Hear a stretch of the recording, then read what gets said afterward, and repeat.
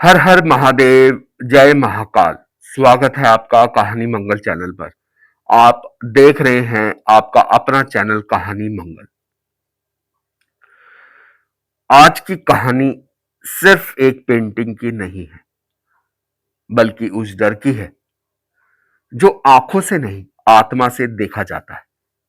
कहते हैं हर तस्वीर सिर्फ रंगों और कैनवस का मेल नहीं होती।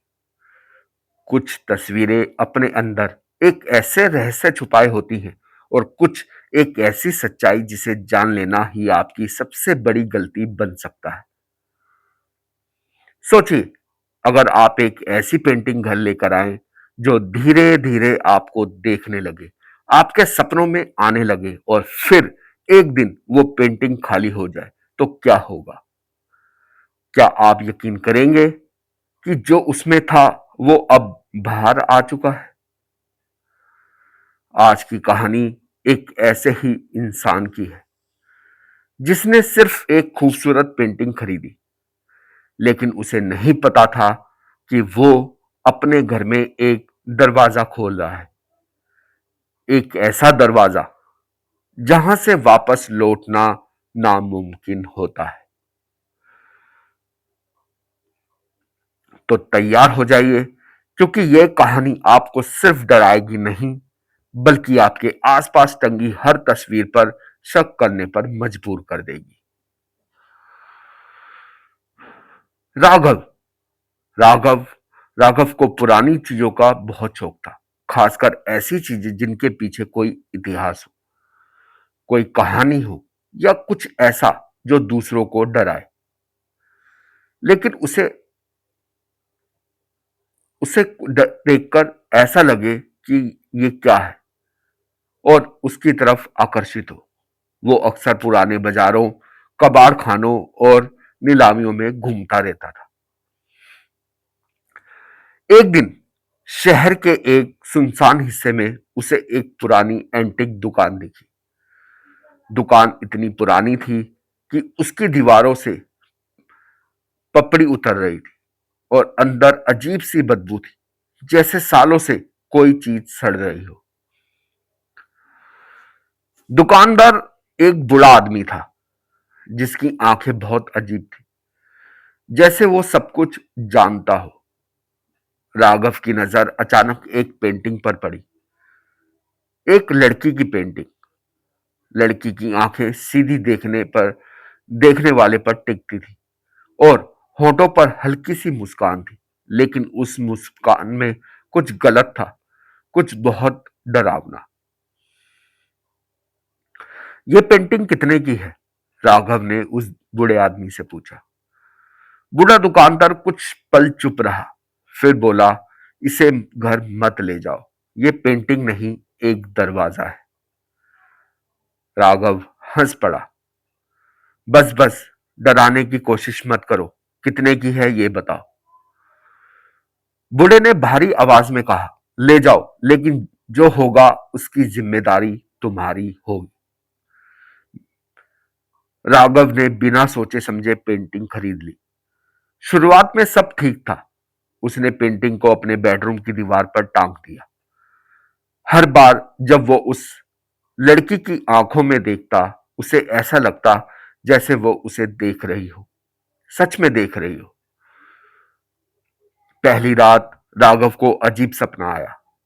वो एक अंधेरे कमरे में था, और वही लड़की उसके सामने खड़ी थी। उसकी मुस्कान अब और भी गहरी थी, और उसकी आंखों से खून बह रहा था। मुझे बाहर निकालो, उसने हल्की आवाज में कहा। राघव अचानक नींद से उठ गया। उसका दिल जोर जोर से धड़क रहा था। उसने पेंटिंग की तरफ देखा। लड़की की आंखों से जैसे सच में आंसू बह रहे थे। नहीं, ये मेरा भ्रम है, उसने खुद को समझाया। अगले दिन राघव ने देखा, पेंटिंग में लड़की का चेहरा थोड़ा बदल गया है। अब उसकी मुस्कान और डरावनी हो गई थी, और आंखें जैसे और गहरी हो गई थी। उसने फोन निकालकर पुरानी फोटो से तुलना की, लेकिन हैरानी की बात यह थी कि फोटो में भी वही बदला हुआ चेहरा दिख रहा था। राघव को अब डर लगने लगा था। तीसरी रात कमरे में अजीब आवाजें आने लगी, जैसे कोई धीरे धीरे फर्श पर चल रहा हो। राघव ने हिम्मत करके आंखें खोली और जो उसने देखा उसे देखकर उसकी रूह कांप गई। वो लड़की पेंटिंग से बाहर आ चुकी थी। वो उसके कमरे के कोने में खड़ी थी। उसका शरीर टेढ़ा मेढ़ा था और आंखें पूरी काली हो चुकी थी। तुमने मुझे बाहर निकाल दिया, उसने धीमी आवाज में कहा। राघव चिल्लाना चाहता था लेकिन उसकी आवाज नहीं निकल रही थी। डर वो इतना दहशत में हो गया था कि उसकी जो आवाज थी वो गले में ही रुक गई थी। लड़की धीरे धीरे उसकी तरफ बढ़ने लगी और अचानक सब कुछ गायब हो गया। सुबह राघव पसीने से भीगा हुआ था। सिर्फ सपना था, उसने खुद को समझाया। लेकिन जैसे ही उसने दीवार की तरफ देखा, पेंटिंग खाली थी। लड़की गायब थी। अब असली डर शुरू हुआ। घर में चीजें अपने आप हिलने लगी, दरवाजे अपने आप खुलने लगे।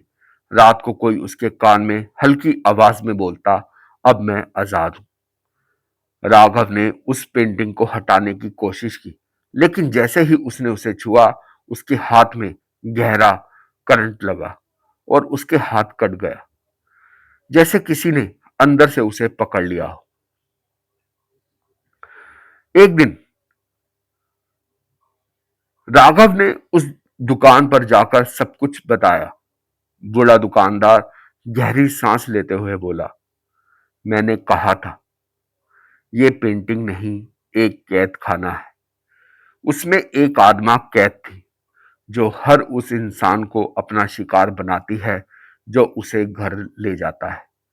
अब वो तुम्हारे घर में है और जब तक वो तुम्हारी जगह नहीं ले लेती, वो नहीं जाएगी। ये सुनकर राघव के पैरों तले जमीन खिसक गई और वो बोला, मतलब? बूढ़ा धीरे से बोला, मतलब मतलब ये कि वो तुम्हारी आत्मा को पेंटिंग में कैद कर देगी और खुद तुम्हारी जगह ले लेगी। उस रात राघव ने फैसला किया कि वो उस पेंटिंग को जला देगा। उसने पेंटिंग को आग लगाई, लेकिन जैसे ही आग भड़की, कमरे में तेज चीख गूंज उठी और अचानक वो लड़की उसके सामने आ गई। इस बार वो और भी खतरनाक थी। उसने राघव का गला पकड़ लिया। तुमने मुझे जलाने की कोशिश की। उसकी आवाज अब इंसानों इंसानों की नहीं थी। राघव छूटने की कोशिश करता रहा, लेकिन उसकी ताकत के सामने वो कुछ नहीं कर पाया। धीरे धीरे उसकी आंखें बंद होने लगी। अगली सुबह पड़ोसियों ने राघव के घर से बदबू आने पर दरवाजा तोड़ा। अंदर सब कुछ सामान्य था, सिवाय एक चीज के। दीवार पर वही पेंटिंग टंगी थी, लेकिन अब उस पेंटिंग में लड़की नहीं थी, बल्कि राघव था। उसकी आंखें मदद मांग रही थी और होंठ हिल रहे थे, जैसे वो कुछ कहने की कोशिश कर रहा हो। मुझे बाहर निकालो। और उसके पीछे वही लड़की खड़ी थी। अब वो मुस्कुरा रही थी, ठीक वैसे ही जैसे पहले पेंटिंग में थी। अंत, या शायद शुरुआत, क्योंकि कुछ दिनों बाद वो पेंटिंग फिर से उसी एंटिक दुकान में रखी हुई थी, किसी नए शिकार का इंतजार करते हुए। तो दोस्तों, उम्मीद करता हूँ आपको ये वीडियो पसंद आई होगी, आपको ये कहानी पसंद आई होगी। वीडियो को लाइक जरूर करें, चैनल को सब्सक्राइब जरूर करें, हमारे चैनल के साथ बने रहिए ऐसी डरावनी और भयानक कहानियों को सुनने के लिए।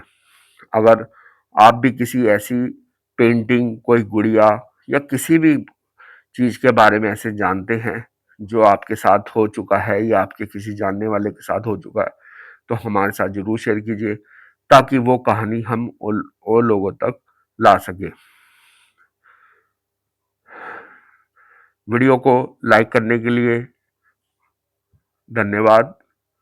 मिलेंगे नेक्स्ट वीडियो में। तब तक आप अपना, अपने परिवार का ध्यान रखिएगा और एक बार जरूर प्यार से बोलिएगा। हर हर महादेव, जय महाकाल। धन्यवाद।